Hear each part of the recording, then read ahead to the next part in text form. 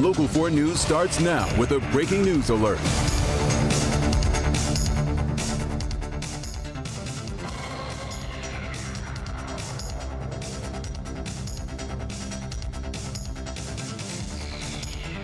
But calm right now. Israelis waking up to air raid sirens after it sent a powerful series of military strikes to Iranian nuclear targets. Now, we have just learned the attack killed the head of Iran's missile program, Iran's supreme leader pledging severe punishment after this wave of attacks. The attacks could be a turning point in this long-running conflict between the two countries.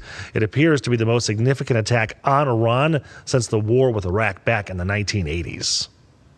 Moments ago, Israel launched Operation Rising Lion, a targeted military operation to roll back the Iranian threat to Israel's very survival.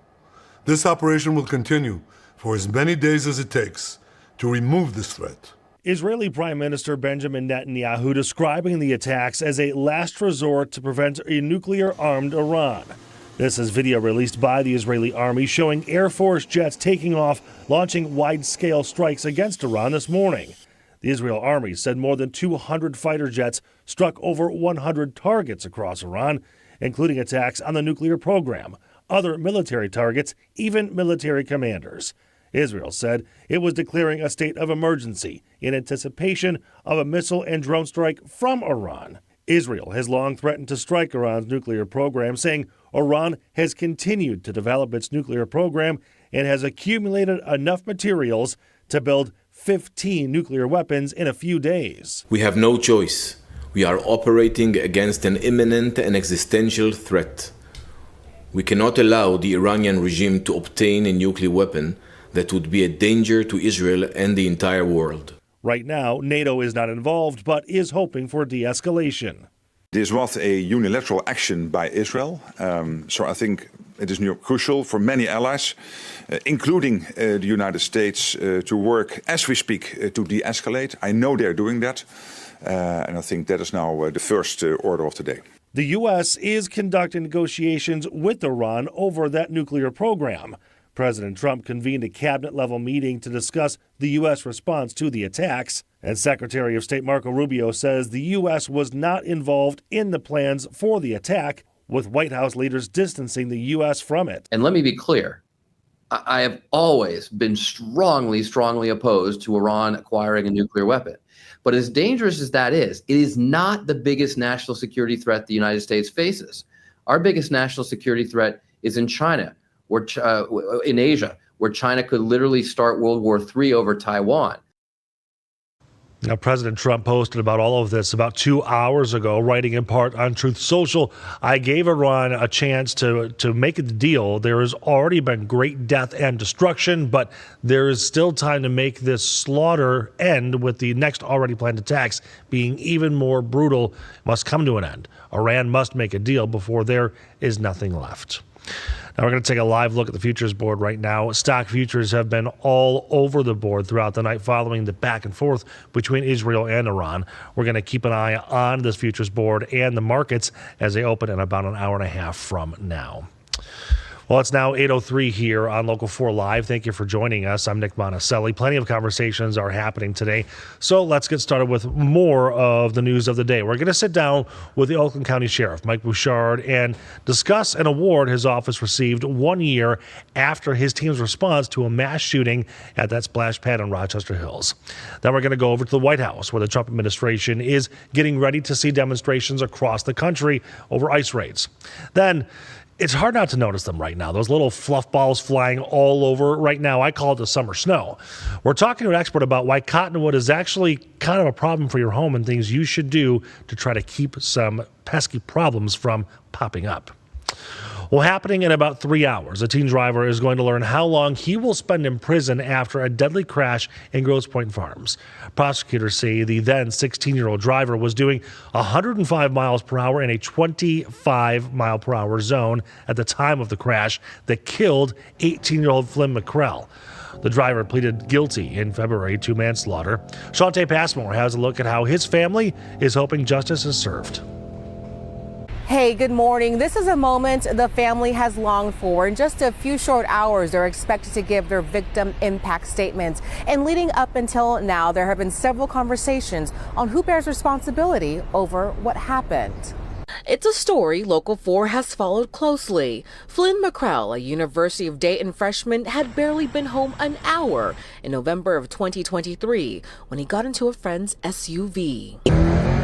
At the time, the then 16-year-old friend had a history of driving fast, posting videos of himself reaching triple-digit speeds behind the wheel. The driver's mom knew too, investigators say, because the teen's mom installed the Life 360 app to monitor his speeds and confronted him about his reckless driving. The McCrells say she should have taken his keys and maybe their son would still be alive. Wayne County prosecutor Kim Worthy says her office assembled a panel and investigated the mother of the teen driver at the McCrells' request, but they were not able to find any evidence that proves she committed a crime.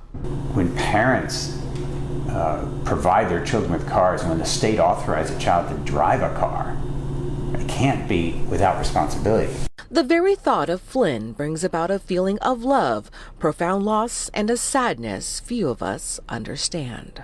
The world's darker because he's not in it. And this morning's sentencing is scheduled for 11:30. We're in downtown Detroit this morning. I'm Shante Passmore, Local 4. Shante, thank you. A Clawson woman is heading to court today facing charges of lying to police about the disappearance and death of a Detroit teen. Police say Charla Pendergrass lied about London Thomas leaving a home in Inkster on April 5th. Today's prelim could determine if there is enough evidence to send her case to trial. Now, Pendergrass's son Jalen, who was Thomas's boyfriend, he's been charged with filing a false police report in a separate case that's unrelated to Thomas's death. She is currently facing up to 4 years in prison. Well, following a week of unrest over in California, protests are expected to ramp up this weekend. Thousands of people marched across the country to protest ICE raids. This is going to happen the same day the country's first military parade in more than 30 years is going to happen, all celebrating the Army's 250th anniversary.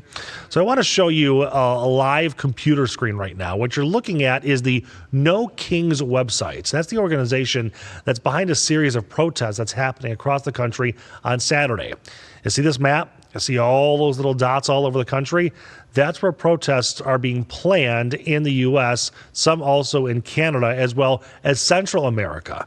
Some of the locations include right here in Detroit, Flint, and other major cities in Michigan. This passionate debate over immigration reaching from the streets to the highest levels of government. Hands up, hands up. I'm Senator Alex Padilla. I have questions for the secretary, because the fact of the matter is a half a dozen violent criminals that you're rotating on your hands off. Well, that was yesterday. U.S. Senator for California Alex Padilla was removed, and you'll see here in a moment, handcuffed. This was during a press conference where Homeland Security Secretary Kristi Noem was speaking. After being removed, agents handcuffed the senator before taking him out of the area. This is how this administration responds to a senator with a question. If this is how the Department of Homeland Security responds to a senator with a question, you can only imagine what they're doing to farm workers. To turn the temperature down in this country and not escalate it. This is not what democracies do. Well, the latest incident set off a political firestorm with both sides of the aisle lashing out. It's a behavior, quite frankly, that's not becoming of anybody, let alone a United States senator. But again, being a senator doesn't absolve you from being able to act in an unruly manner. If any regular citizen had done it, Secret Service would have done the exact same thing. That sickened my stomach. The manhandling of a United States senator. We need immediate answers to what the hell went on. Well, you can only imagine. We're going to hear a lot more about this when the Senate goes into session today. Right now, Republicans are calling to censure Senator Padilla, while Democrats are calling for justice from both sides of the aisle. Well, closer to home, the race for the Detroit mayor is taking center stage next week. Monday at 7 o'clock, the Detroit mayoral debate live from Wayne State's Gretchen C. Valet Jazz Center, moderated by that guy right there, Jason Colthorpe. It's going to be on Local 4 and streaming right here on Local 4 Plus. This is your chance to hear where the candidates stand on all of the issues and the issues that matter most to you. With the August 5th primary ahead, there's not a whole lot of time to make up your mind, so do not miss this key moment in Detroit's future. Again, this is happening only on Local 4. All right, Ron Hilliard has sprinted across the studio to join us here in the corner. I know people haven't seen the rest of the studios. They don't know what I mean by in the corner, but we're in a corner, all right? And I'm loving it. It's a great spot to be. You know what else I'm loving? The forecast. I mean, it's been really great the past couple of days. You're talking about some thunderstorms a little later on next week. Yeah. I'll deal with it because you give me some nice temps beforehand. Not As that in you, the 80s. Not that you care if I approve of your forecast or not. But anyway. I'm glad that you like the warmth because I love the warmth. At least we're on the same page, Nick, with the hot temps. Yeah. It is going to be mild today. It is going to be nice out. We are seeing those temps right now starting off in the 60s, getting up into the mid 70s. A look into Ann Arbor, you see University of Michigan, you see the campus right there. Well, this is a shot shortly after sunrise this morning coming from Emily Beth from campus. You can submit your My Picks from clickondetroit.com or the 4Warn Weather app. You can do it just like that, and we'd love to see your picks. Now, we're in the 60s here in Southeast Michigan in many communities, especially the farther south you go. We're at 62 right now in Metro, 61 in Detroit.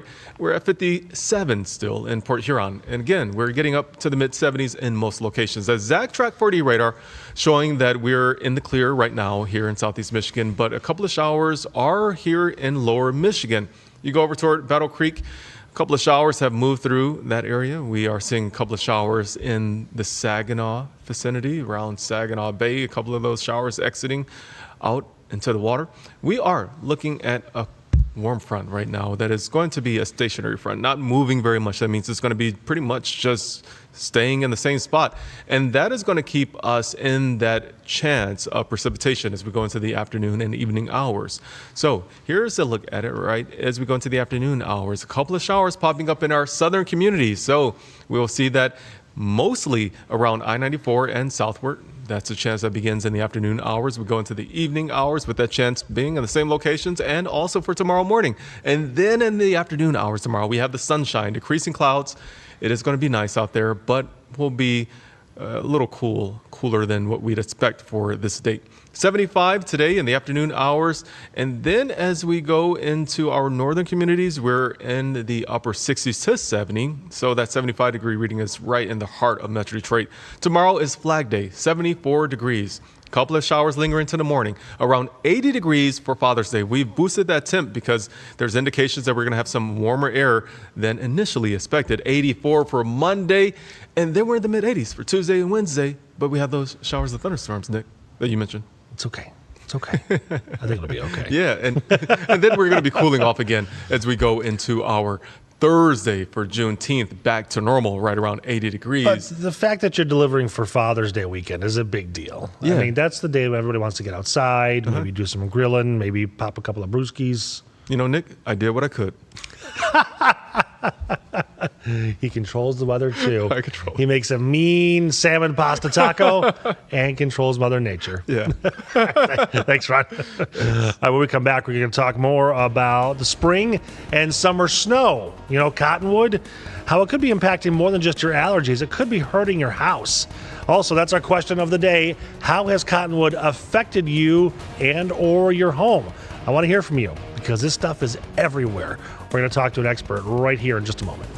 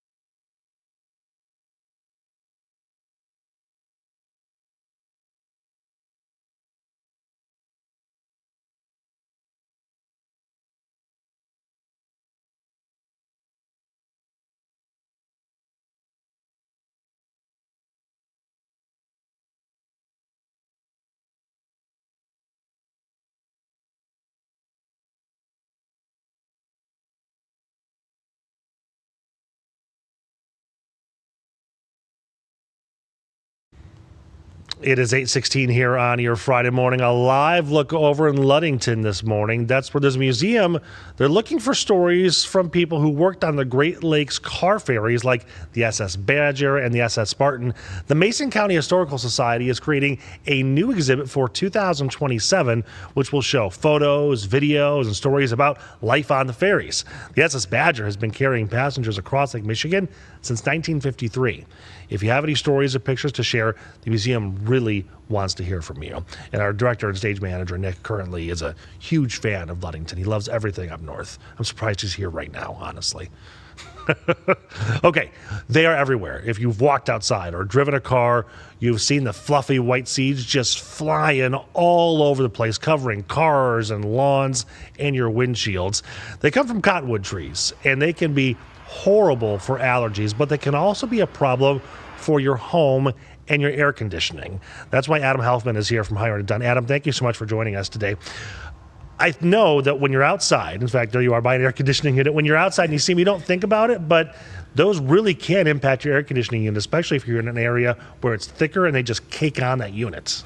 That's correct. In fact, it can reduce the efficiency of your air conditioner by 50 to 80%. Really? Yeah. So the air conditioner, the way it works is there's a fan in the middle. Yep. And it sucks air in through the sides in these little cooling fins and then blows it out the top.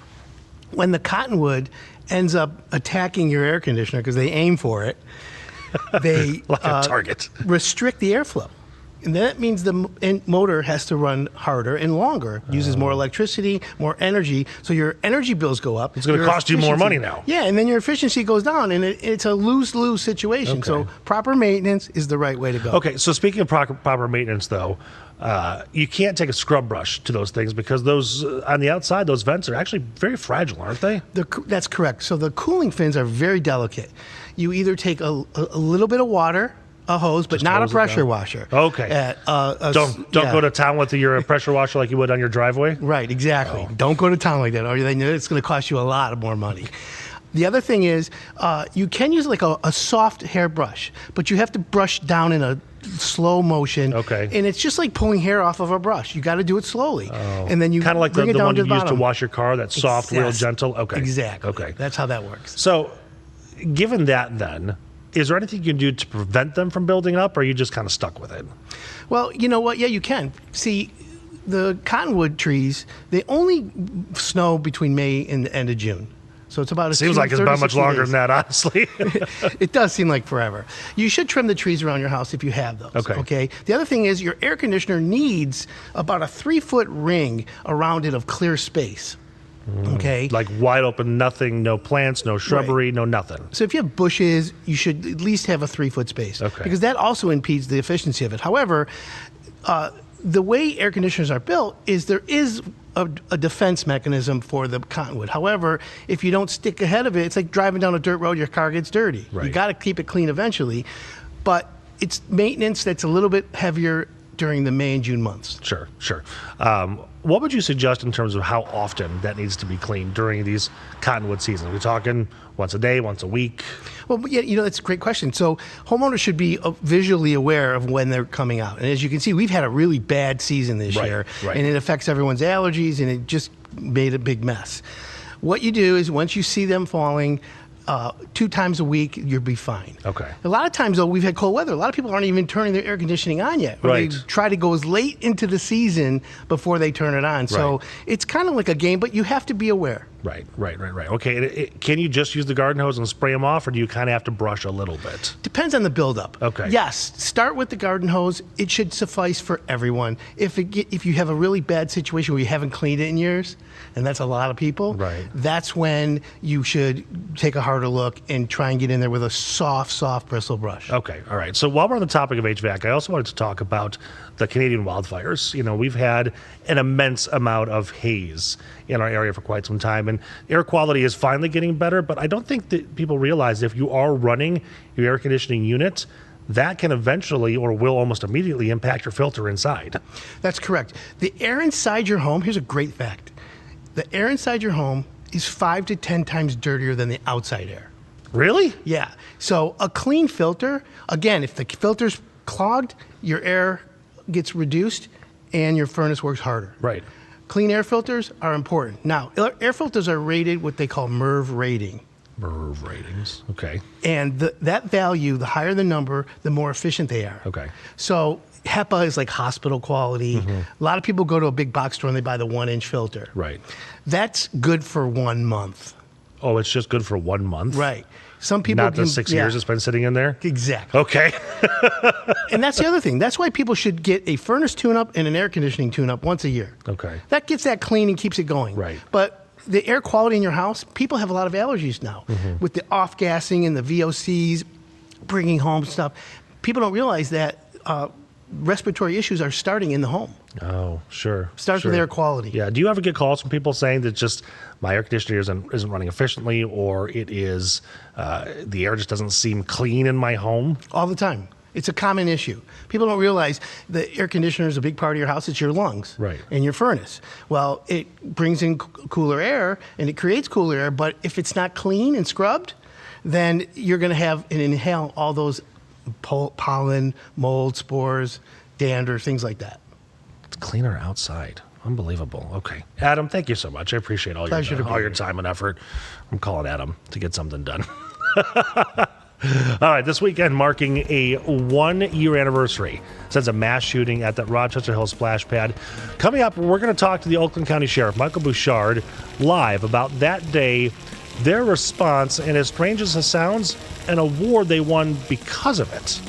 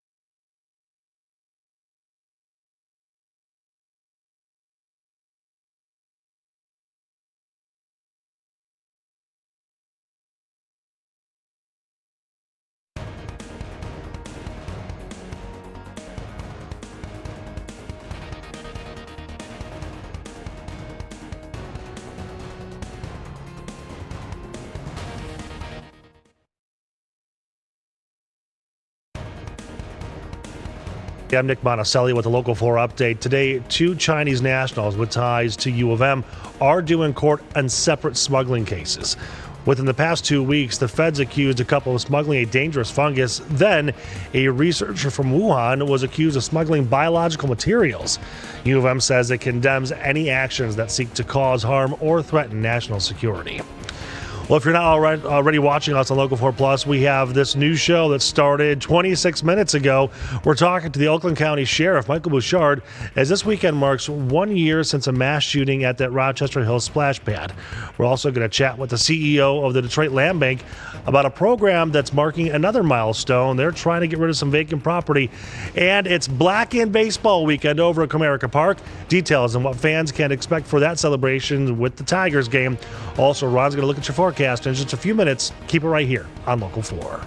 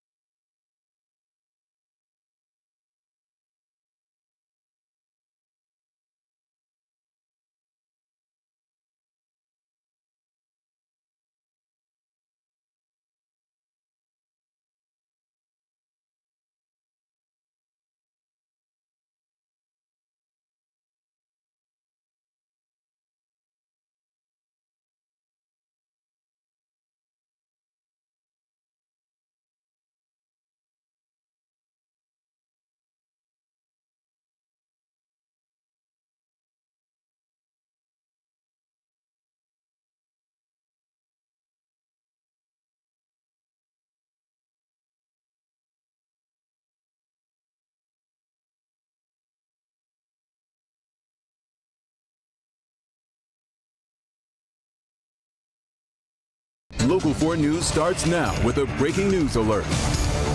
And that breaking news right now, a live look at Colmar in Israel this morning following a massive military offensive overnight. Israeli Prime Minister Benjamin Netanyahu describing the attacks as a last resort to prevent a nuclear-armed Iran.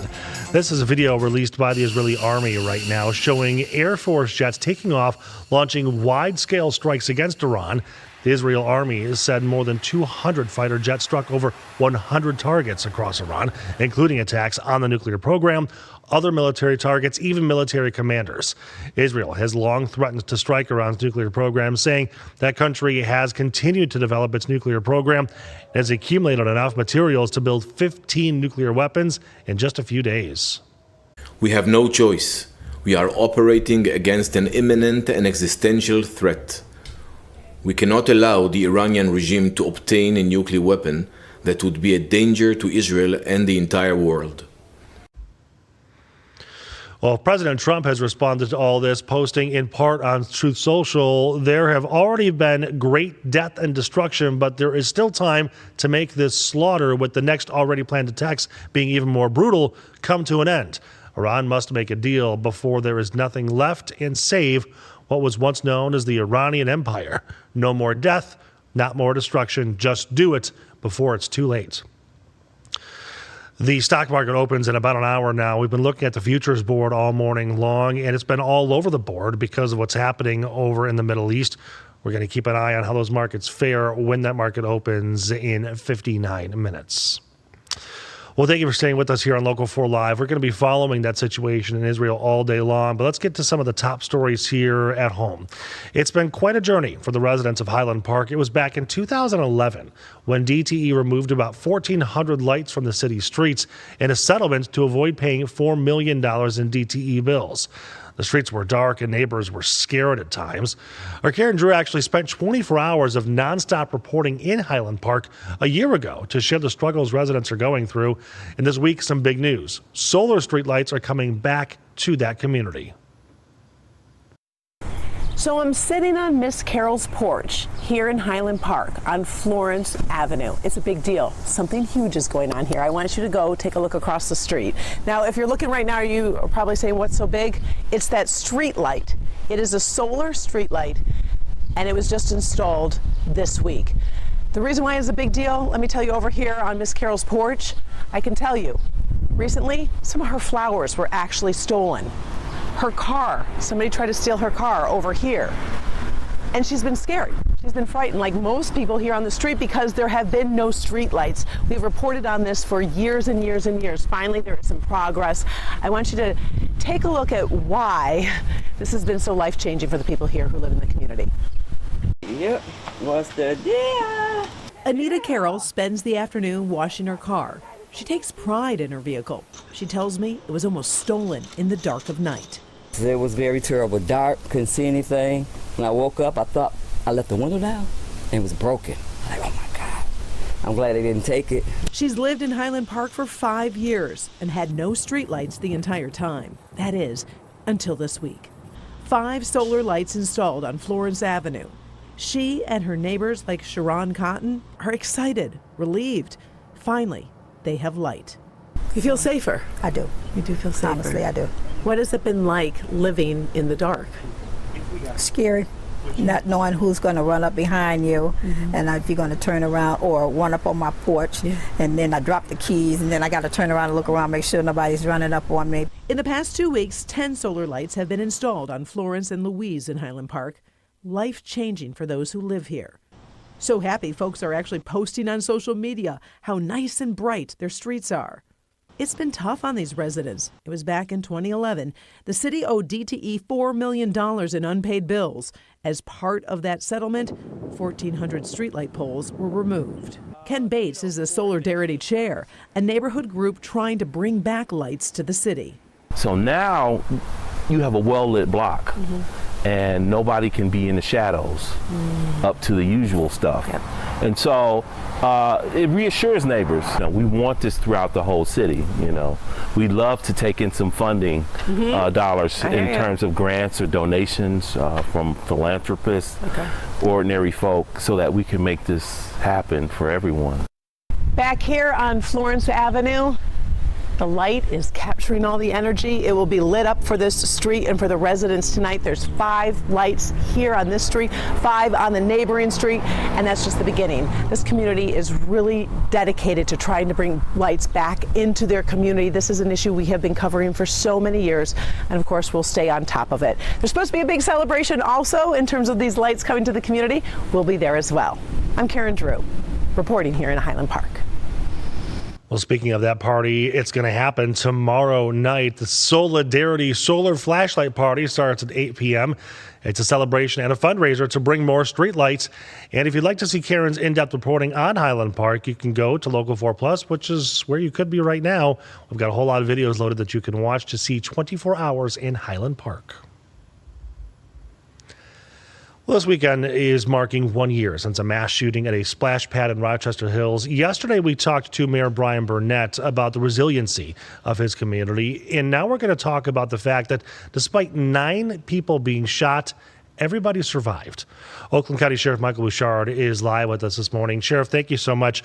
You just got an award, which it seems strange to talk about an award in a mass shooting, but I think what that award says is that your people knew exactly what to do and how to do it. Yes, we hope and pray we never have to face a situation like that. But, in our business, that's not a strategy. Preparation is. So we prepare for the worst and we hope and pray for the best. And unfortunately, that's what happened on that terrible day, was that we had some of the worst kinds of intentions from an evil person go out and do something terrible to a whole bunch of other folks that were just trying to enjoy their day and their lives. And that preparation kicked in. Our people got there super fast. They looked for any kind of threat. The first job, the folks from being in peril anymore or anyone else getting hurt. Once that is concluded, that threat is no longer viable, then we transition immediately to helping and caring for those that may be injured or wounded. And the training on that next level deals specifically with that, how you deal with wound care, traumatic mass casualty wound care. And a lot of those lessons came from combat. So the ward is actually named after an individual that was a Navy SEAL and a doctor and had treated wounds, in the combat theater. And that's how so many military men have survived, because one of the biggest enemies of staying alive is bleeding. And so a lot of wound care happened there. One of our sergeants, Sergeant Ashley, actually put multiple tourniquets on himself. So we're very proud of our folks, the training, the response, the wound care, and our partners at Rochester Hills Fire Department, because while the wounds were terrible and it was a situation where many people could have died, no one did. And so we're thankful for that. You talked about Sergeant Joe Ashley, and in the release about that award, it actually broke down the numbers, saying that there were 5 tourniquets applied to 5 different victims, and Sergeant Ashley placed 4 out of the 5. First of all, huge kudos to him. I didn't even realize, pardon me, that you have that many tourniquets, although I guess in the training you could probably just grab anything, a belt or something to stop the bleeding, right?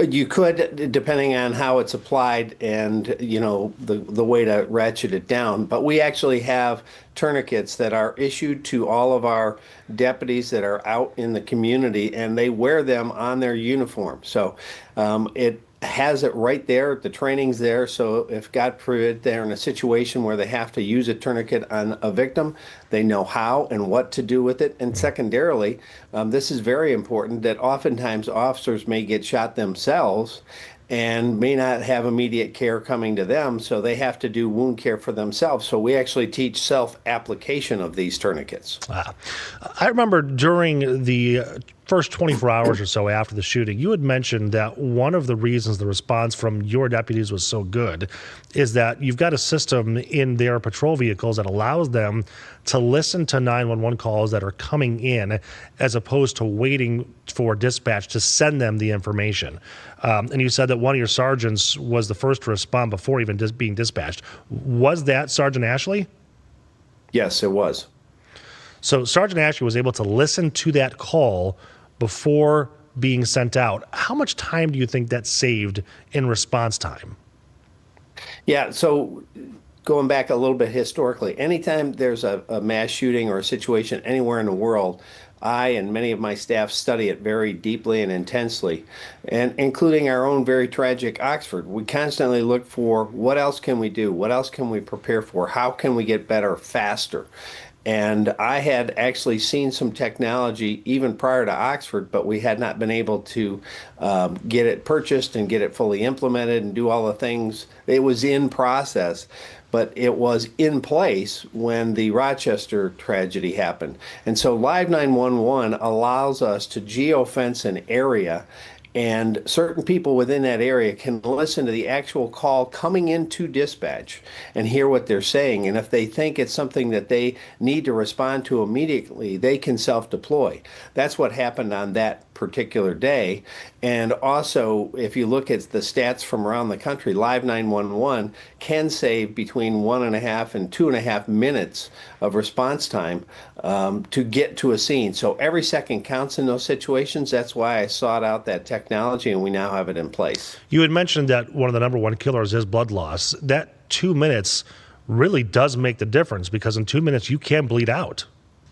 100%. Yeah, that's why everything we do is focused on how we can do it, again, better, faster, with more efficiency, with more safety, with more wound care, whatever the case may be. How can we increase the probability of stopping someone first and foremost that intends to hurt others, and secondarily take care of people that may have been hurt?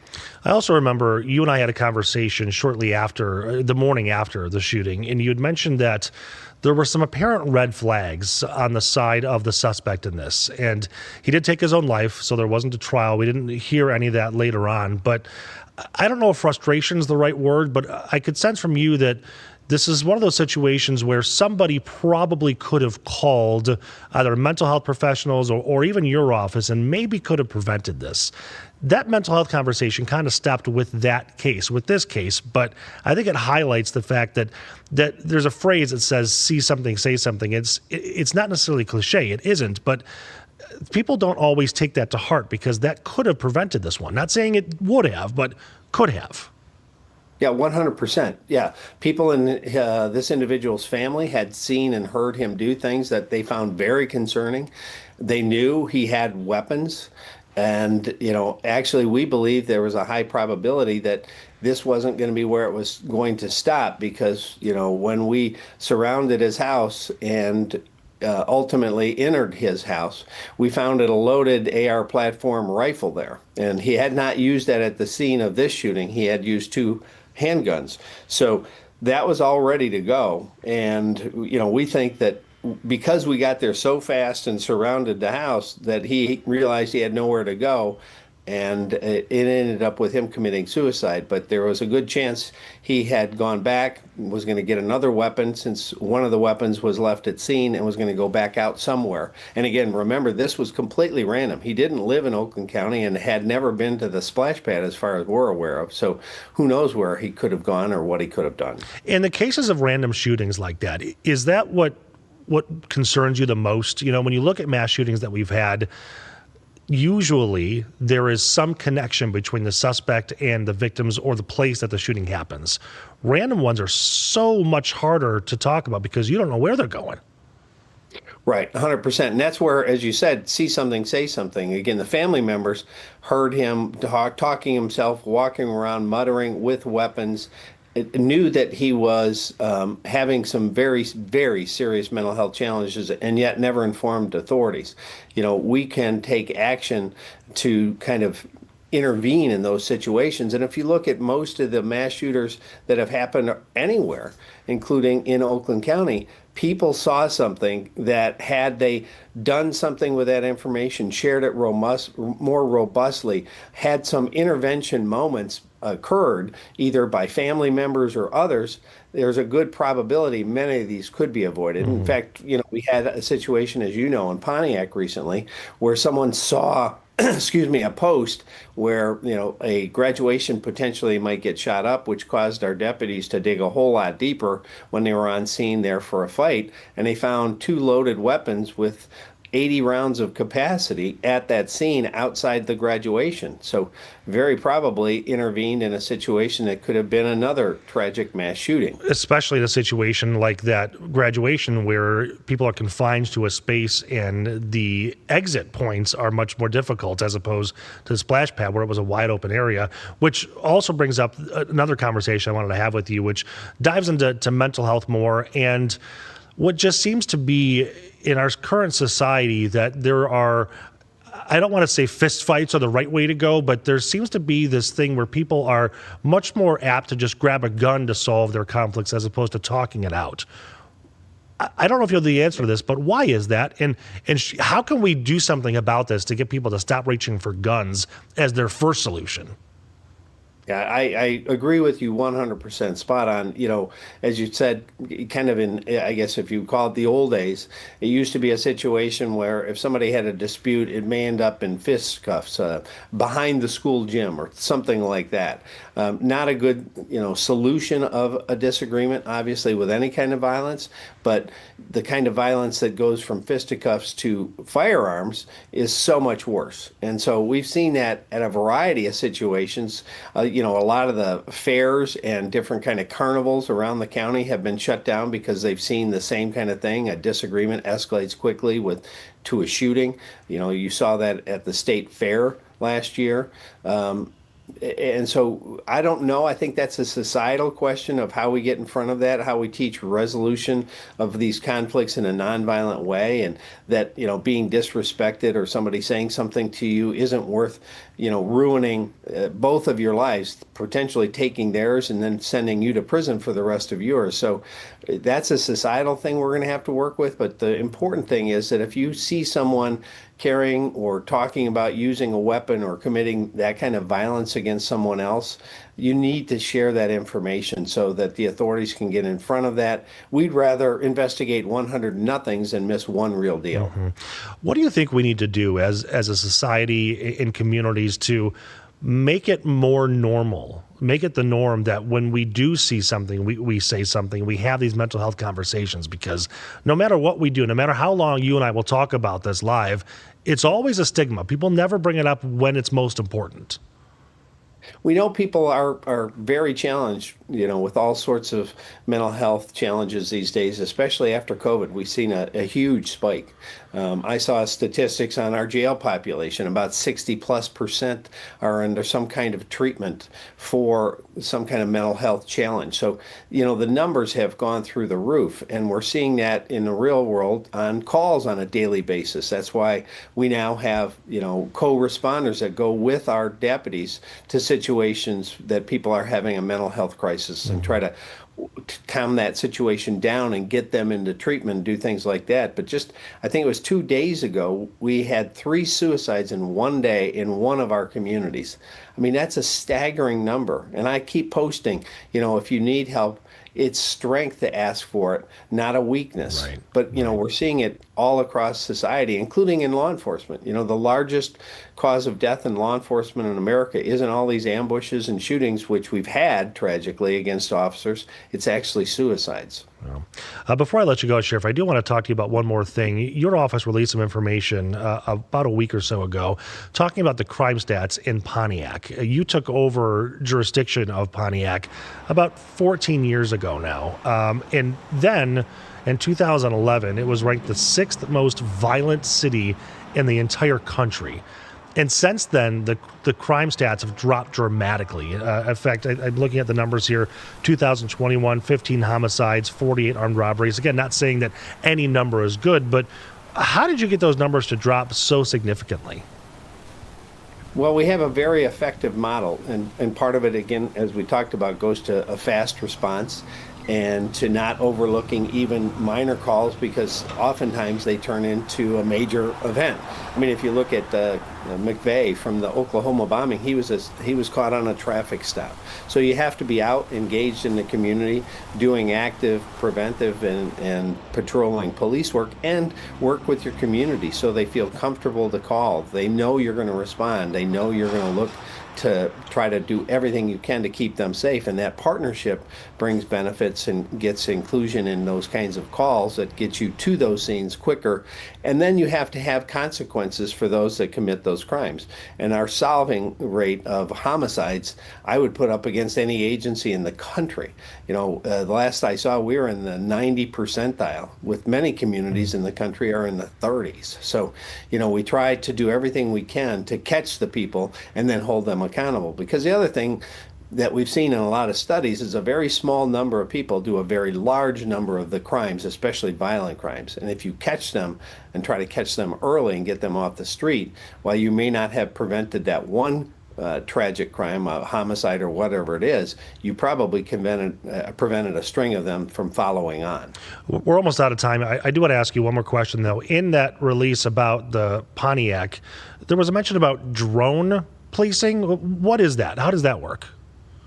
Yeah, so we have inculcated drone into all of our operations. We use it for mapping and crime scene kinds of things. We use it for overwatch to help watch and protect community events to see if anything's approaching that could be endangering them or could be a problem, whether it's vehicles or other kinds of things. You know, with all the different things you see going around the world, we want to be aware of what's approaching people that may be at a fair or carnival or even a protest. We want to make sure they're protected and we have that kind of ability to see what's going on that may threaten that situation. We use it for DFR, drones as first responders. We were one of the first in the nation to adopt that quite some time ago, and now we actually are the first in the nation to get another kind of component, and that is beyond visual line of sight with using technology and not human observation. So that's a huge step forward. I think drones are going to be the equivalent of a radio to police work. You know, you're going to ask in 10 years, how did you do everything you do without those drones? And it's going to be hard to answer it. It allows us to get situational observation to a 911 call much faster typically than you could get a car there. And again, that's faster kinds of response and gives us information. So we've actually caught a homicide suspect fleeing a scene using a drone. We've actually caught and viewed cars fleeing crime scenes and notified our patrol deputies what they're looking for as they respond to the scene. So it gives us a much quicker look into a situation and then sometimes allows us to de-escalate a situation. We actually responded to a call about a person in crisis potentially holding a firearm. And we had the drone overhead and examined what he was doing, what he was up to as the deputies were responding. They saw he did not have a firearm in his hand. So they approached him in a much more calming demeanor rather than having weapons potentially at hand, and were able to get him into treatment. Wow. Sheriff, thank you so much for your time this morning. A lot of great insight into the things happening there in Oakland County. And the awards that you're winning, again, are congrats to you and Sergeant Ashley. Thank you so much. When we come back, Ron is back with your forecast. Look into the weekend.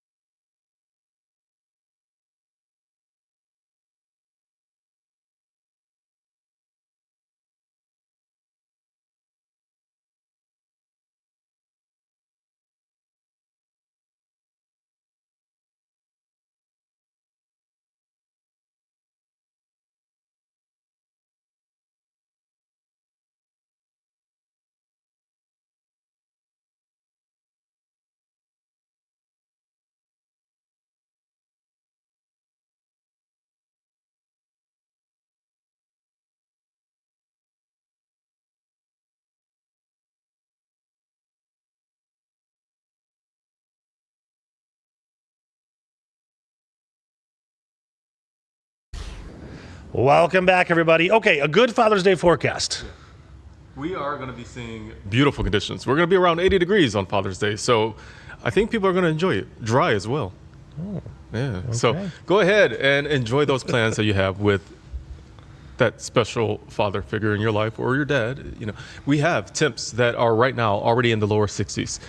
Some of us still trying to make it out of the 50s. We're 57 right now in Lapeer and in Port Huron, but most of us are going to be seeing those 60s very quickly if we aren't already there. So the temperature outlook going ahead, looking into next week and beyond, June 20th is the first day of summer. Well, we are going to be looking at temps that are going to be above normal. So what causes the seasons? It's all about the tilt of the Earth, the planet. Well, we are going to be tilting toward the sun, the northern hemisphere. It's going to be tilting in that direction, and that's why we have summer here in the northern hemisphere. and then it's going to be winter in the southern hemisphere. So we will have those warmer temperatures in our forecast. Summer begins, you see it right there, June 20th. That is Friday of next week. So we are going to be coming upon that pretty soon. Right now, we have some clouds here in Metro Detroit. Below those clouds, not yet seeing any rain showers here in southeast Michigan, but there's a couple of showers popping up on the west side of the state. We will have our chance of a couple of showers here in Metro Detroit coming later on in the afternoon and evening. So we will gradually get to around 70 degrees as we get into the afternoon hours, topping out at 75, and things are going to be looking pretty decent from there. Now, if you want to go and hang out at an event tonight, you can do that. Down in Redford. Okay. Yes, the Redford Community Festival, their fireworks show is at dusk this evening. So, do you like a good fireworks show? Oh, I love fireworks. I think I'll be there tonight. All right. Yeah. Take a picture for me. Definitely. All right, thanks, Ron. We'll be right back.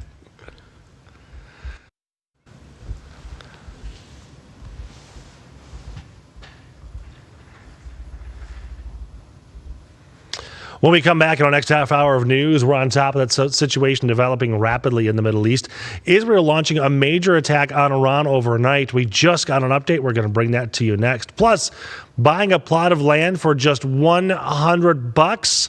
We're going to talk live to the CEO of Detroit's Land Bank about how you can take advantage of the program.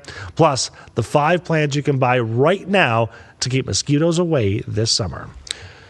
More news and weather in our next half hour. Stay with us right here on Local 4 Plus.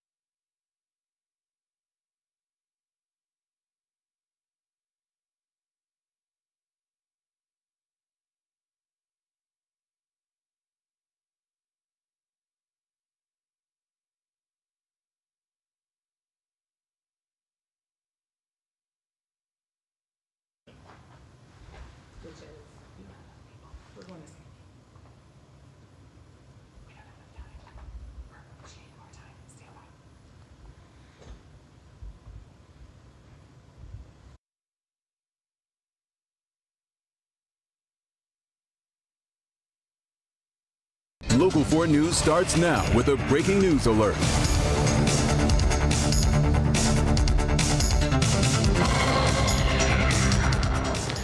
A live look right now at Tel Aviv and Israel hours after the country attacked Iran in strikes that took out top military officers and hit nuclear and military sites. This is a rapidly developing story happening in the overnight hours into now. We're going to have updates coming in constantly, so let's get you caught up on the latest here that has happened.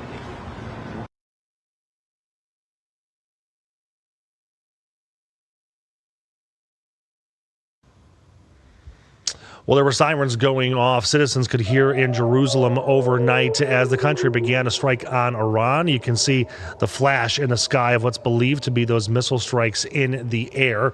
Overnight, Israel confirmed it launched a series of strikes against Iran's nuclear program, killing several military officials. Iranian forces potentially already responding after Israel's military said it had intercepted more than 100 Iranian drones outside of its borders. Video was released by the Israeli army showing Air Force jets taking off as Israel launched wide-scale strikes. The army said more than 200 fighter jets struck over 100 targets across Iran. Smoke could be seen rising from buildings in Iran's capital, with several explosions being heard nearby. The Islamic Revolutionary Guard Corps has confirmed its commander-in-chief, the country's highest-ranking military official, was killed in those strikes.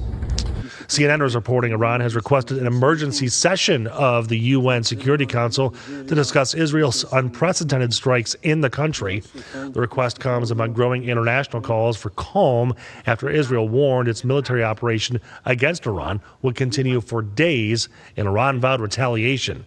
The NATO chief, Mark Rutte, says that de-escalation is crucial right now. This was a unilateral action by Israel, so I think it is crucial for many allies, including the United States, to work as we speak to de-escalate. I know they're doing that, and I think that is now the first order of the day. Israeli Prime Minister Benjamin Netanyahu and his officials were meeting during the strikes against Iran. He gave a statement immediately following those first strikes. I'm going to read it to you here. It was translated saying, in part, quote, "We are after a very successful opening strike. We hit the senior command, hit senior scientists who advanced the development of atomic bombs, hit nuclear facilities. We are achieving successes. You and I also know there are no free wars." President Trump reacting on Truth Social, a statement reading in part, quote, "Certain Iranian hardliners spoke bravely, but they didn't know what was about to happen. They are all dead now, and it will only get worse. There has already been great death and destruction, but there is still time to make this slaughter, with the next already planned attacks being even more brutal, come to an end. Iran must make a deal before there is nothing left and save what was once known as the Iranian Empire." Israel's attack on Iran is also introducing some problems to the oil market. Prices in the U.S. went up 13% per barrel yesterday. The price has fallen for now, but it's still up 5%. Experts say the spike is based on fears a wider conflict in the Middle East could disrupt oil supplies. That could cause price hikes. We're also keeping an eye on the stock market. We're going to see how that's going to be impacted when the markets open in about 27 minutes from now. Well, I know there is so much more happening throughout the day today all over Metro Detroit. So much changing across the Middle East as well. We're going to bring that to you the best as we can. Well, for now, we're live right now. I'm Nick Monticelli. It's 9:04 almost here on your Friday morning. Here's what we have for you in the next hour. Did you know that you can buy a whole plot of land in Detroit for just $100? The Detroit Land Bank is marking a big milestone with this vacant lot program. We're going to talk with the CEO about how you can take advantage of this opportunity to make the neighborhoods even better places to live. Plus, as we get closer to summer, you can expect to see more mosquitoes. We're going to look at 5 plants that will help keep them away. And if you're looking for something fun to do this weekend, we've got you covered. We're going to talk with the Tigers about their event honoring black baseball players. Well, this weekend, the Detroit Land Bank is marking a huge milestone. 11 years ago, they launched a program allowing Detroit homeowners to buy vacant lots next to their home for just $100. As of this month, they have sold more than 30,000 lots, like this one on Burgess near I-96 and West Outer Drive. You can see it was a dumping ground and started to look more like a scrap yard with burned out buildings. But look at it now. The park's owner bought it through the land bank and then transformed into the Etheldra May Williams Park to honor his late mother. Well, joining us now is Tammy Daniels, the CEO of the Detroit Land Bank. Tammy, thank you so much for joining us. First of all, 30,000 lots is a big deal, but it sounds like you've got a lot more. So yes, thank you for having me. And you're right, we have made a significant impact, but we do have more than 63,000 parcels, and of that, 60,000 of them are vacant lots. So yes, we still have work to do in order to return all these properties to productive use, and hopefully to the hands of Detroiters who will do wonderful things with them, as we have seen what Mr. Williams has done with the lots that he purchased. And you mentioned they're doing wonderful things. I love driving up some of the streets, up and down some of the streets of Detroit, and you can tell when somebody purchased that lot and made it their own, because there's some really cool things happening. The program started in a way to give Detroiters just some, what's the word I want to use here? Some freedom to be able to rehab and take ownership of their community. I think that's what we've seen so far. Absolutely. We started this program back in 2014 with a simple premise that we wanted to return property to the hands of Detroiters to benefit those residents who stayed and weathered the storm. And so this was an opportunity for them to own a bigger piece of the city. And we've just seen such wonderful things that have been, how they've transformed these once blighted, neglected pieces of property into community parks, gardens, outdoor classrooms. They've just done wonderful things with them. And the celebration tomorrow on Saturday, 14th, is just a way for us to thank residents for all of the wonderful investment and creativity and energy and sweat equity that they have put into, rebuilding the city lot by lot, house by house. Well, what's great too, and I'm sure it was part of the attended side effect here, is that what's happening is we're seeing some of these blighted neighborhoods, as you mentioned, come back to life, and the city doesn't have to spend a dime on it. You're getting this side effect, and people are doing their own thing, and then the entire communities kind of are raised up. Absolutely. It's contagious. So when people, buy these side lots and they invest in them and make them beautiful, other neighbors see what can be done, and it spreads across the city. We've seen more than 5,000 blocks positively impacted by the work that we're doing, either through the side lot sales or through structure sales, where people have rehabbed a home and made that once blighted, dilapidated home into a beautiful home for their family. Mm-hmm. So yes, we see the spread of this positive energy and the positive impacts of these programs is happening across the city, not only with the visual impact, but with the property values that are, skyrocketing. Right. And I'm sure that was probably, when big project like this happened, we know what the first intent is, but to have money, people spending their own money to rehab things, to take blight off the streets, to see property values rise, was that all part of your plan, or are these things that you're just realizing happened because of the program? So no, absolutely. So if you at the height of our inventory, we had more than 115,000 pieces of property in our inventory. We own, somewhere around 20-25% of the land in the city. And owning that large volume of inventory, there's no financial model that will allow you to properly maintain that land. And so we knew that the quickest and most effective way to eliminate blight and return property to productive use is to get it in the hands of private citizens who will care for it.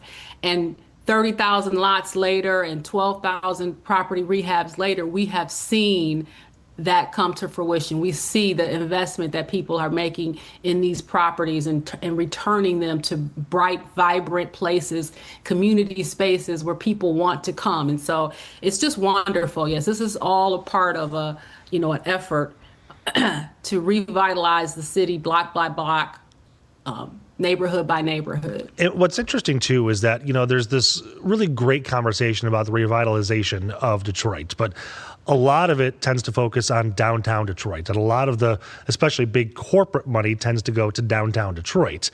Now we're finally seeing some really great growth out in the communities too, because the conversation usually always lends towards, well, what about the communities? What about the east side? What about the west side? Mm-hmm. So our work has always been in the neighborhoods. As as our statistics show, for the last since 2014, that our work has been in the neighborhoods. Our inventory is primarily residential inventory. So we have sold 30,000 lots, sold over 20,000 properties. All of that is happening in the neighborhood. We'd love for it to happen quicker, but because in a lot of cases, for instance, with the structures, they're in such neglected condition, it takes a little longer for those properties to come back online and be the vibrant, beautiful assets in the neighborhood that that we want them to be. We see that happening. A couple of months ago, we again celebrated the 12,000th property rehab, where someone had bought a house from the land bank and they had rehabbed it and their families are living in it. And so we see it happening time and again. It's absolutely something that is doable, it's repeatable. And for those individuals out there who are listening, who haven't taken the opportunity, if there's a vacant lot near your house that you're interested in, or there's a vacant house that you think you might want to buy, I encourage everyone to go on our website and place an inquiry or place an application. And it is a fairly simple process too, isn't it? If there's a vacant plot or a house, really just reaching out to you kind of gets the ball rolling, and it moves pretty quick. So it does. In most cases, there are, sometimes it does take longer than others, but all of our available inventory is on our website. And so, for instance, with the lots that are $100 or $250, we have over 27,000 lots that either are between $100 or $250 that are currently available on our website. And those lots are for residents, to Detroiters. So that $200, $250 or $100 price tag, that is for Detroiters, for people and individuals and organizations that are working in the city trying to benefit residents. So yes, our website is a great place to go and start and make a purchase. All right. Before I let you go, Tammy, one more question. Tell me all about the party coming up. So tomorrow we are at the Etheldra May Williams Park at 14300 Burgess in the D1. It is a celebration of our 30,000 lot sale. It is free. It is open to the public. We will have music, we'll have food, we'll have refreshments. It's just a celebration. So we invite people to come out. There will be opportunities to talk with other individuals who have purchased lots and talk about what you can do and what they've done. So it's just a celebration. So we invite people to come out and celebrate with us. We want to thank Detroiters for all the great work that they've been doing and partnering with us to bring back neighborhoods. And I love the name, the Lot Party. All right, Tammy, congratulations on all you've done, and congratulations on further success. Thank you so much. All right, take care of yourself. Still ahead when we come back, we're talking mosquitoes. It's going to be an interesting season as we're looking live right now over Detroit. Some natural ways you can probably keep the world's most annoying bug out of your house. Although I think there's a spider web on our camera as we speak. Ironic, isn't it, Director Michelle?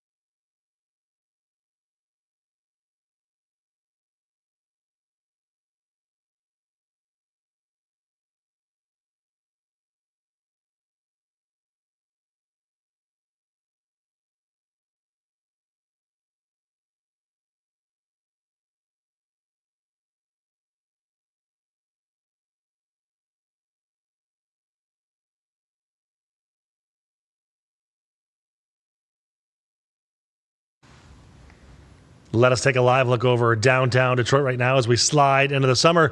It's important to think about those pesky mosquitoes because, let's be real, nobody likes them. If you're not a fan of using repellents, there are a few plants you can actually have around your house to help ward them off. Experts say there's 5 of them, 5 main ones. The first one is lavender. The next one is citronella. The third one is marigolds. The fourth of all, catnip. Okay? The fifth one, some good old mint. Experts say these 5 have qualities like scent or chemicals in them that naturally repel mosquitoes. Just don't use all of them at the same time. That could be really interesting. Well, as you know, Ron Hilliard, today is the 5th day of our brand new show here at 8 a.m. on Local 4 Live. And one of our directors, Michelle, is just so ecstatic about this show. Yeah. She loves Like all of everything us. about it. She really enjoys the increased workload that it puts on her and the team. But to say thank you, we got some donuts. And Michelle is right here. This is their second. You've been here for this time 8 years. Yeah? Yeah. Okay. I can bring the microphone closer you're if you good. want. You want to talk? You want to say something, We Michelle? don't do TV, remember? I know. Behind the scenes. You just press the buttons. Can we take a wider shot? They won't even do it. Right there, Michelle. Say hi to the world, Michelle. Look at that. I'm gonna screen grab this. I'm gonna make this the screensaver on my phone. What do we have? This is what they want to look at. You get to choose. These are from Dutch Girls. These and are early amazing. We told Nick it was Donut Friday. Yes. Now that we have all this extra work. Does it have to be every Donut Friday? Well, we're gonna all. We're all gonna chip in. Fridays. Okay. Who's next Nice. Friday? So- Well, you're not gonna be here. Well, I'm not gonna be here. So, I'm like so you then? July because I'm not gonna be here. Okay. Are you here next Friday? I probably won't. I'm going to sneak in. If Ashley's here, I'm going to be like, Ashley. Okay. Move All around, right. move. Okay. All right. So anyway, we have Dutch Girl donuts. What are you choosing? I'm gonna try this one. The Okay. sour cream one. Oh, all right. I like do you this. have? I don't know. I'm ashamed to say how many I've had so far this morning. Ron, donuts? It's Friday. Oh, wow. This is amazing. They are incredible. There's so many The options. ones are really, really They good. are so good. I This know. looks amazing. Our control room saying something about they don't have any spaghetti or salmon, so Nope. Ron might not like them. I know. I You hope gotta you top were them with all were spaghetti. watching the other day when Ron just laid out this amazing recipe for salmon pasta tacos. This is amazing. It sounds disgusting. Oh, with ragu too, right? Yeah, ragu. That's wrong. That's the part that's wrong. That's the part that's wrong. No, the ragu whole part. thing is wrong, Ron. All of it's wrong. Salmon, fine. Salmon pasta, fine. Salmon pasta tacos with ragu, not so much. Not so much. That's where we draw the line. There has to be a line somewhere. We found it. All right. I'll have a donut. You do the weather. Deal? All right. I'm going to smash this donut right Are you after the leaving us, weather. Michelle? Oh yeah, I'm out. You said you were staying the whole show. Thank you for all your hard work, gone. Michelle. Nick, it is looking good outside right now. As you look at your donut? It looks better with my donut in my hand. Looks really nice. I mean, we don't have the sunshine like it would be nice to have. There's some cloud cover, but I look into downtown Detroit from Windsor. There's a little bit of haze that we have out there, but not much. There's the temps right there. We're 65 at Metro Airport, 59 in Port Huron, Monroe 64. We're at 60 in the Vehicle City in Flint. We're going to all be getting into the mid-70s. A Zach Track 40 radar showing that we don't have any showers here in Metro Detroit. We got a couple showers as you go over toward Lansing and West Michigan, picking up on some action over there. You see those showers moving toward the northeast. They will be missing us here in southeast Michigan, but we will have a chance of some showers come this evening. Look at, I want this donut so bad. I just closed the box in front of you, too. I'm It's so sorry. tempting. Oh, it smells amazing. All right, so we have right now the warm front that is right there. That is the front that's responsible for this rain activity that we're going to potentially see later this afternoon and evening. Here's the clouds and radar forecast around the afternoon hours, 4 o'clock, 5 o'clock. A couple of these showers trying to make their way up from Ohio into southeast Michigan. And then you see right there, shower activities into the nighttime hours and even into tomorrow morning. And most of us, if we are north of I-94, seeing very little in the way of a chance of those rain showers. Well, if you're south of I-94, you have an increased chance. Now, here's what we look at and how we're going to be looking. You as are we so go to the distracted afternoon. right now. I'm sorry. I am so distracted. I'm trying to get Mary, this is our producer, amazing. to be on camera as well. She's never been on camera, and she loves behind the scenes. Are you taking this box of donuts to the control room? I think you have to be on camera to Amazing. earn this. We're on a 2-shot. Come on, Mary. You can do it. Mary says no. The only thing better than sunshine Camera tomorrow. 2 is going to find you. Mike is going to swing it around. She's Mary. hiding behind the other camera. All The right, only thing fine. better than the sunshine is a Dutch Girl donut. donuts. What about a donut in the sunshine? Amazing. I know. I'm sorry. Or on the playground. Or on the playground. Okay. 75 degrees. Have a picnic out there, you know? Yeah. There's so many places you can go. Metro Park, Belle Isle. You can go anywhere here in Southeast Michigan, Rouge Park. We have 75 degrees for that high in Metro Detroit. And you'll see a couple of spots are a little bit cooler than that. Father's Day is coming up on Sunday. Well, let's talk about Flag Day. Flag Day is tomorrow. And then Father's Day, we are around 80 degrees for a high. And then we go into the mid-80s. A few rain showers That's a good next looking week. forecast. I'll ignore the rain. Yeah. Mary? Now I'll give you my donut. Donut? Come on, Mary. Come on, Mary. Oh, Mary, you know want you're a tempted. donut? Oh, just the arm. Oh, that was smooth. That was smooth. That was pretty good, Mary. I'll give you credit. All right, now Brecken, our producer, can have a donut. All right, in serious news, a live look over in New York City where we're back taking a deeper dive into the Sean Diddy Combs trial. Live look outside of the courthouse today. They're still talking about the potential dismissal of a juror when we come back.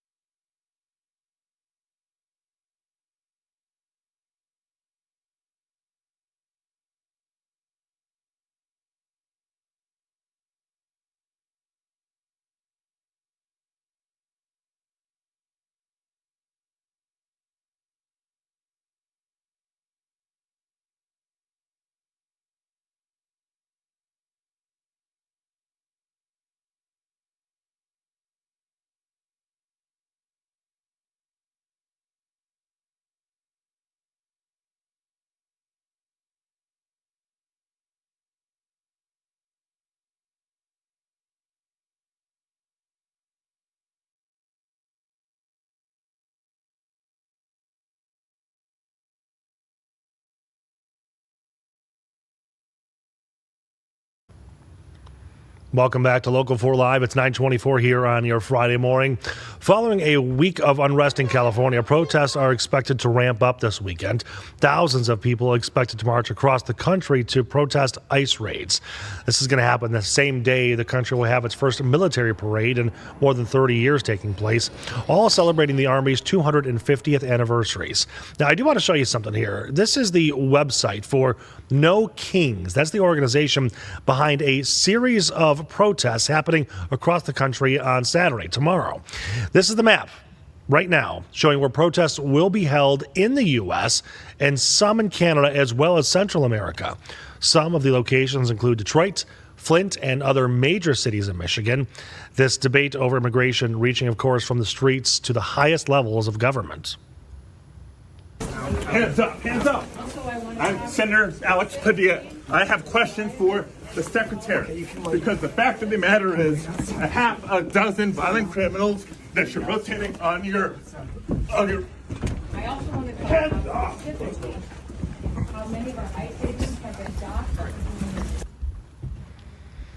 Well, that's U.S. Senator for California, Alex Padilla. He was removed and handcuffed on Thursday during a press conference where Homeland Secretary Kristi Noem was speaking. After being removed, agents handcuffed the senator before removing him from the area. If this is how this administration responds to a senator with a question, if this is how the Department of Homeland Security responds to a senator with a question, you can only imagine what they're doing to farm workers. To turn the temperature down in this country and not escalate it. This is not what democracy is. As you can imagine, this has sparked a political firestorms on both sides of the aisle.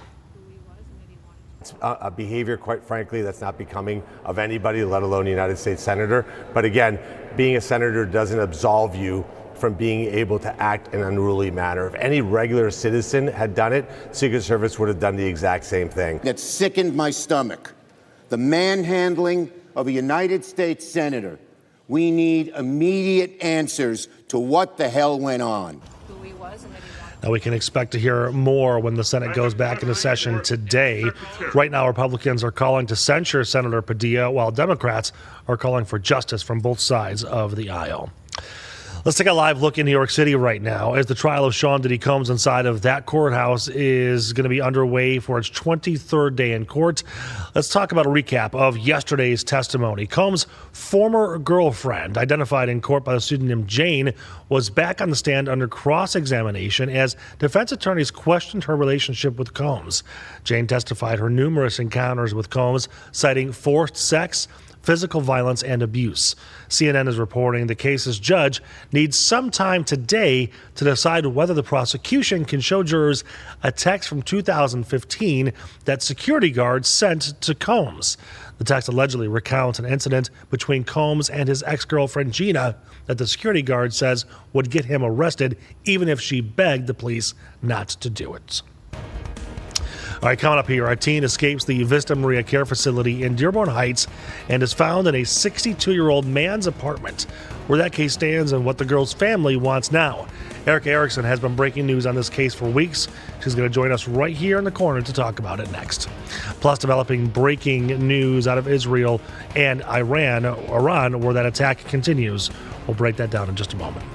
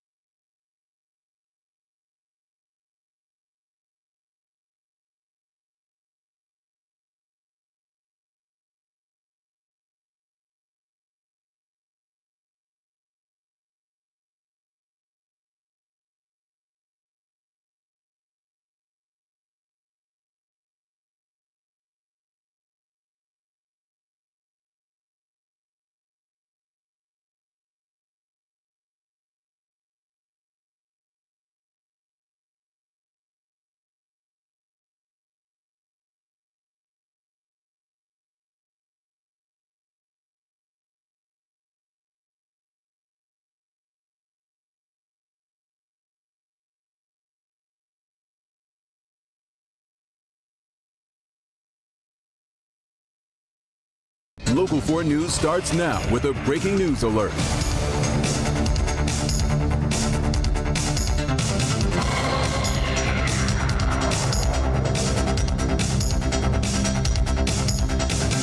We're following constant developments out of the Middle East this morning here at 9:30 on your Friday, hours after Israel launched an attack on Iran. You're looking live at Tel Aviv right now. The Israeli Prime Minister Benjamin Netanyahu is set to talk with President Trump later on today. The strikes killed senior Iranian scientists and top military officials. They were aimed at nuclear and missile sites. Soon after, Iran launched more than 100 drones towards Israel. President Trump told CNN the attacks were, quote, very successful. He's warning that Iran must agree to a nuclear deal, suggesting Israel's next attacks could be worse if they don't. Now, because of all this, we are keeping an eye on how this is going to impact the stock market here in the U.S. This morning, futures were down. The markets just opened a moment ago, currently down. But again, this is going to change moment by moment. The challenge with looking at the stock market the moment it opens is sometimes you don't get a clear picture of where things are going to head. But again, what's happening in the Middle East will have an impact, not only on the market, but likely on oil prices as well. Also, breaking this morning, the Prime Minister of India has met with the lone survivor of that deadly plane crash yesterday.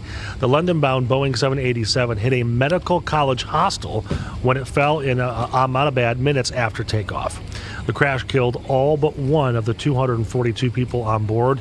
Investigators are still searching the site right now. They have found a digital flight data recorder. They're hoping that can shed some light on what caused this plane to crash. Well, again, tough to say good morning, everybody, but it is your Friday morning. Welcome back to Local 4 Live. I'm Nick Monticelli, and thank you for joining us here. We're going to start this half hour with a case our Eric Erickson has been following very closely since the beginning. The man accused of sexually assaulting a 16-year-old girl is expected to appear in court in the next half an hour. That teen walked away from a care facility in Dearborn Heights in March and somehow ended up in an apartment with a 62-year-old man. That man is being detained by Immigration and Customs Enforcement. Right now, as Erica is explaining, the victim's family says they want that man in court to face him. Anybody that is willing to do that with any child, they're the lowest of the low, and honestly, I believe in the death penalty, and that's what they all should get. Seeing his face and reading his name, making the situation painfully real for the aunt of this 16-year-old girl, who police say ran from the Vista Maria facility in Dearborn Heights back in March, missing for nearly 6 weeks, and found in the apartment of 62-year-old Kamal Darwish, just a few miles away. It's hard, and it's heartbreaking. Darwish, who has prior convictions, facing 20 years for child sexually abusive activity, concealing a runaway, and giving the teen marijuana. Police say Darwish from Lebanon is in ICE custody for overstaying his visa. We're in the process of doing a writ, having him brought to the station so we can have him arraigned. There's also a deportation process going on to have him deported, so we're kind of rushing it. That could come within days as the teen's family and police recall the resources involved, not only in charging Darwish, but finding the teen. At some point in time, we thought you might have not been with us because there was no activity, no phone activity, no tips were coming in.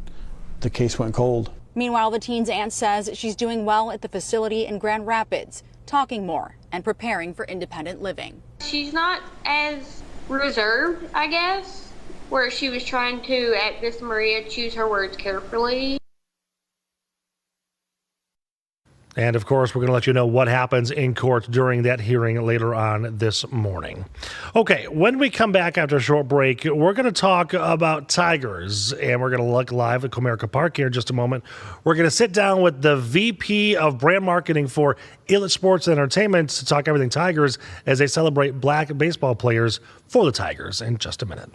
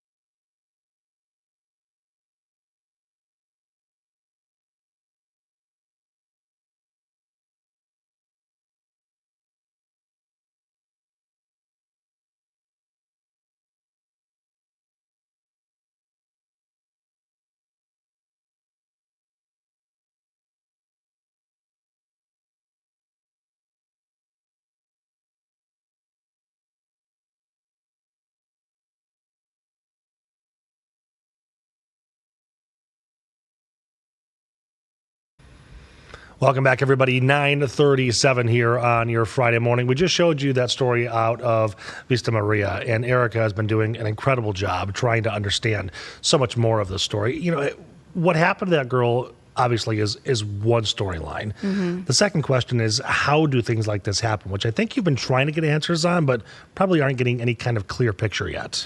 Right. Now, first off, I want to add that teen's aunt, we spoke with her, and she's obviously very happy with where she's staying now. Sure. I think the one thing she complained about was having to eat whole wheat bread.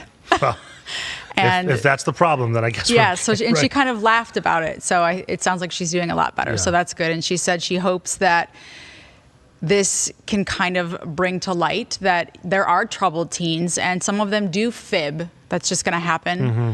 But please believe them. She said she found to be some truth in a lot of what her She niece was was saying happening. Yeah. and not saying, because she said that she felt like when she had phone calls and chats with her when she was at Vista Maria, that she wasn't saying a lot, and now she's being more open, which is great. And I'm not saying that that's like the story with any other place, but that's just what you know, this one case, and it has brought to light a lot of different stories. And I've talked to a lot of different girls and current and former employees. So we're just kind of following the information, and I have a lot of questions. I've had a lot of questions. I know you were showing me some of your emails yesterday, and you've got dozens, if not more, questions. And I've again, got all my very few papers answers. here. Yeah. So I sent about 18 FOIAs, Freedom of Information Act requests. Not only I sent 6 to Vista Maria, and they are a nonprofit, so they did explain, hey, we cannot really answer some of these questions. But I did send 12 over to the state, and they just extended theirs to later this month. But I do want to say, I did ask them generically the way they asked me to. I sat down with the COO, Meredith Reese, and I don't feel like Meredith answered my questions. And then they asked me to ask them specifically. So I gave them specific dates, specific names. And I was told we cannot comment on policy and procedures, and they cannot comment on minors, which I understand you can't discuss specific minors. But some of my questions were, we are specifically told Rose Hall, Freedom Center, DeRoy Hall are in very poor condition with ceiling falling, boards up, wires exposed, holes in the walls. And I do understand that these girls, some of them can be very aggressive and violent and put holes in the walls. But those need to be repaired in a timely manner. And they also said that as well. What buildings have girls in them? Which buildings do not? And why? What's a reasonable amount of time to make repairs to a building? And they just said, hey, we can't comment on minors. So those are the kind of roadblocks I've been getting. But I did finally get some answers late last night. It's a bit. You seem frustrated. A little bit. Yeah. I think I asked them about a month and a half ago, and we've been following this since March. Right. And there's a lot of places who want to see Vista Maria shut down. That's not the goal here. I think the goal is just we want to make sure kids are safe, and I think that was the goal of the police department. I think that's the goal of Vista Maria. I think that's all of our goals. I think that's all of our goal, right? If you were to get one question answered that might shed light the best way we can, what do you think it would be? I would like to see a fire marshal go into all the buildings and make sure they're safe, first of all. Okay. Because I was specifically told by staff and some of the girls there that they didn't feel safe in some of the buildings. And then I would like to see their specific policies and procedures and training that are given to their current staff. I'd like to see their staff levels and just the specific training they go through, because that is the way staff are being injured, I'm told. Girls are being injured. Police officers are being injured and then injuring other girls. We have a Dearborn Heights police officer on desk duty for punching a resident there because they're getting called over there, and they're not all equipped to handle these people. And all I get is our security is great, our training is great, but there's a clear issue here, so let's address it. I was told they are remodeling some of these buildings, and they did give me some specific numbers. Since January of 2025, Vista Maria has spent $467,000 on repairs for DeRoy, Freedom Center, and Rose Halls. A total of $494,000 has been spent on repairs for all housing buildings and the school. And I have a little bit more. It's starting to trickle in. Yeah, right. But nowhere near. But this was after I again said, "Hey, I'm going to come talk to Nick today. Please." Give me something. Give me something. And again, arraignment happening in about 20 minutes? Yeah. So this is something that I think there's a lot of agencies involved with this case. We've got ICE, Homeland Security. We've got Dearborn Heights Police. We've got another county where he was being housed, Wayne County Prosecutor's Office. A lot of people fear that he was going to be deported because he was here on a temporary visa from Lebanon that had expired. So Aunt I just spoke with is very happy that he's going to be arraigned, and we'll see how that goes today. Okay. All right, Erica, thank you so much, and great work so far trying to understand what's happening there. And again, the goal here is just to make sure facilities like this, all of them, not just this one, all of them, are safe for kids to be in. Absolutely. And I think, I think that's the goal of Vista Maria as well. Right. Okay. Erica, thank you very much. Thanks, Nick. All right, we're going to take a look at your forecast here with Ron Hilliard, looking at not only the weekend because it's Father's Day, but also maybe some storms next week. A live look over at DTW where you can see the Delta line airplanes lining up there. It was interesting, Ron, we were talking about mosquitoes. There was a giant spider web on the camera for downtown Detroit from Windsor looking into downtown. There was. But our forecast, I don't think there's a soul that can complain about it. It looks perfect for this weekend. Yeah, it's a little cooler than normal. Normal being 80 degrees for a high. Okay. But some people don't like it that hot. Okay, so people can complain then? Yeah. That's fair. That's fair. Right now it's in the 60s already. We have 70 degrees for Sandusky. We're at 63 in Ann Arbor, 61 in Pontiac. A Zach Track 4D radar, Nick, showing a couple of showers over in mid-Michigan. For the most part here in southeast Michigan, while we might get a stray drop or two, most of us not really seeing that until a little bit later in the afternoon hours, a couple of showers popping up, especially near I-94 and southward. So we are seeing all this activity to our north over the UP rain showers, and to our south, you see that low pressure system over Missouri. We're in between right now, and we will get a chance of a couple of those showers trying to make their way into southeast Michigan this afternoon and into the nighttime hours. Now, I know a lot of people are going to be heading to events. People are going to the Kenton Liberty Fest at Heritage Park. Some people going to the Redford Community Festival at Bell Creek Park. Well, you will have to be prepared for maybe a drop, but I don't think that this is going to be a washout or a big inconvenience for people. Maybe just a stray shower out there. Temps will be in the mid-60s later on tonight. So lows falling on down into the 50s to about 60 degrees after we get to these highs of 75 degrees in the afternoon hours. Here's that look as we go into the weekend. 74 for tomorrow, Flag Day. Sunday, Father's Day, 81 degrees. 84 for Monday. We are warming up. We are dry, but then we have the humidity, the heat, the haze, all of it, and even some thunderstorms for Tuesday and Wednesday, mid-80s. As we go into the middle of next week, Nick, it is going to be pretty hot out there at that point. All right, so room for complaints then, I guess. Yes. I won't, though. I just want to jump into a lake or a pool or a pond at this point. Definitely pool anything weather. with the water. Yeah. All right, Ron, thanks, man. Thank you. Okay, so you're looking for something to do this weekend? The team here at Local 4, we've got you covered with the Go Guide. It's a weekly newsletter featuring so many great community events like Liberty Fest in Canton and community garage sales across the area. You can sign up right now over at clickondetroit.com. Well, on that list, how about a Tigers game? Alive like a Comerica Park right now. It's an especially good weekend to head there and honor some baseball legends. The Tigers are hosting its Black in Baseball weekend as they host the Reds. The weekend celebrating and honoring the contributions of black baseball players to the history of baseball and the history of the Tigers. Talking about more on this weekend's event, we just swap people out in the chairs here. Asia Golston is the VP of brand marketing for Illich Sports Entertainment. Thank you so much for coming here. Thank you for having me. This is a huge weekend, not only because of the game itself, but just honoring the history and how we got to where we are in the Tigers. Absolutely. So the Tigers have had the longest running Negro League celebration in all of Major League Baseball. And this year we decided to expand that and start having conversations about some Detroit Tigers legends as well. You have Chet Lemon, Lou Whitaker, Willie Horton, Jake Wood, the list goes on. Right. Yeah, it's a very, very long list.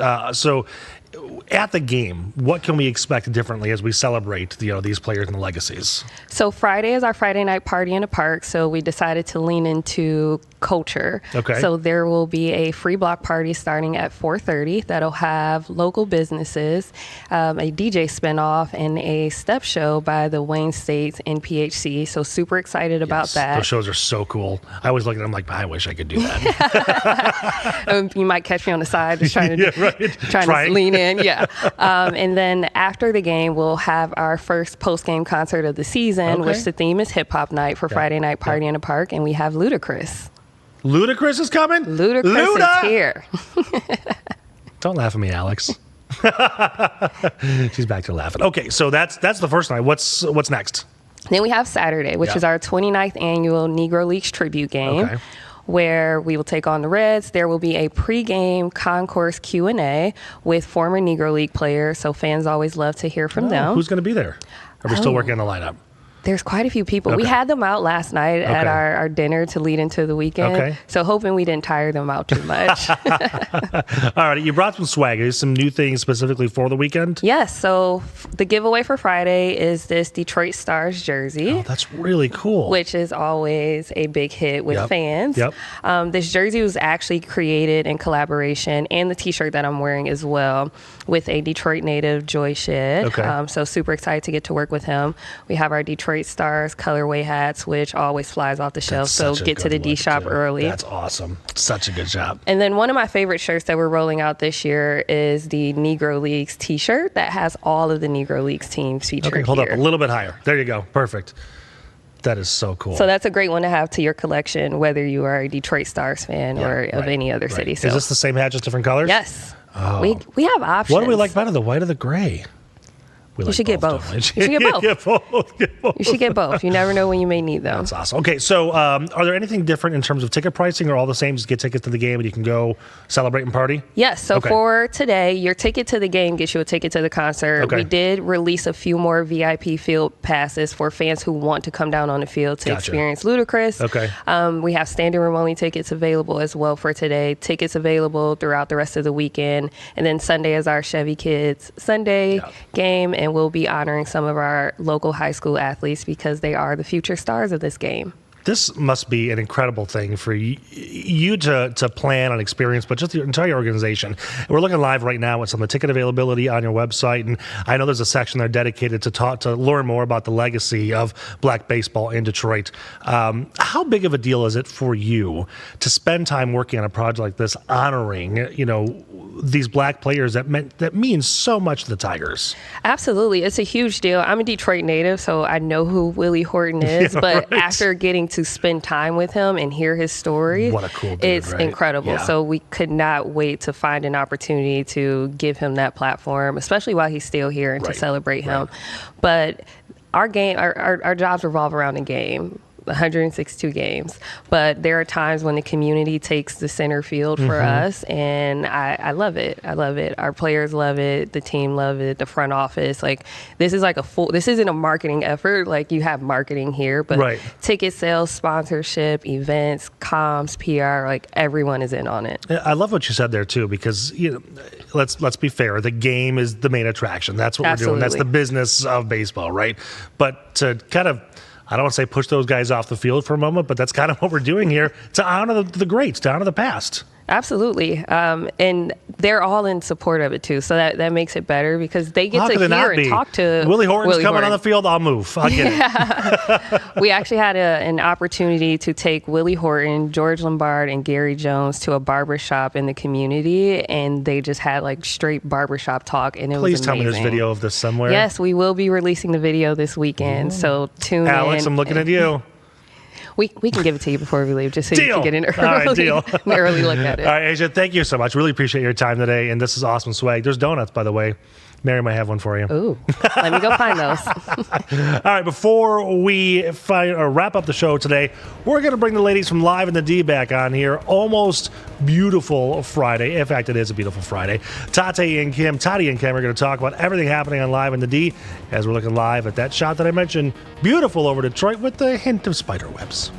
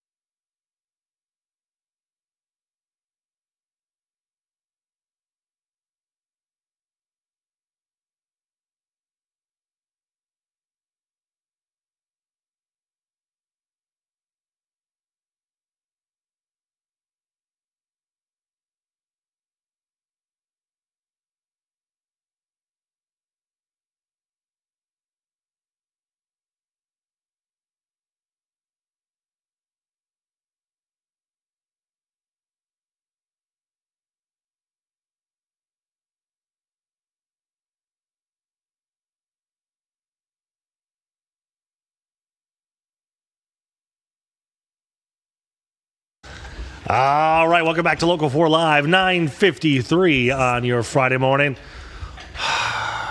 Producer Brecken thought it would be hilarious to take a picture of this MyPix of a slide. I wonder why. What's so significant about a slide, Nick? I have no idea. I don't know. You know? Wait. You have like a memory of It is you. a core painful memory going down the slide at Uncle Sam Jam.